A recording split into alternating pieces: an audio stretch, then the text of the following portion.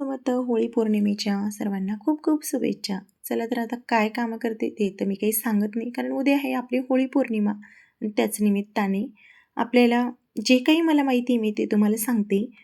होळी पौर्णिमेच्या दिवशी आपल्याला सायंकाळी काय सेवा करायची, तर घरातील प्रत्येक व्यक्तीने होळी पेटल्यावर गाईचे तूप, 11 लवंग, 7 बत्ताशे, 5 विड्याची पाने, गोटा खोबरे, नारळ, पुरणाची पोळी, वरण भात नैवेद्य असे घेऊन होळीची पूजा करावी.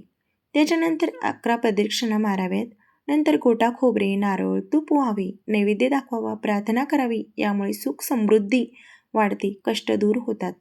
होळीच्या दिवशी काळ्या कपड्यात मूठभर काळे तीळ घेऊन ते आपल्या खिशात दिवसभर ठेवावेत व रात्री होळीत प्रवाहित करावे. त्रास निघून जातो. त्याच्यानंतर आपल्याला बघा 7 गोमती चक्र घेऊन प्रार्थना करा की शत्रू माझ्या जीवनात कोणतीही बाधा टाकू नये, माझ्या मनातील सर्व कामे व्यवस्थित होऊ दे असे म्हणून होळीत टाकावी. चला तर मग हा व्हिडिओ आहे ना जास्तीत जास्त जणांपर्यंत शेअर करा, कारण आपल्यालाच याचा फायदा न होता सगळ्यांना भेटावा हीच माझी इच्छा.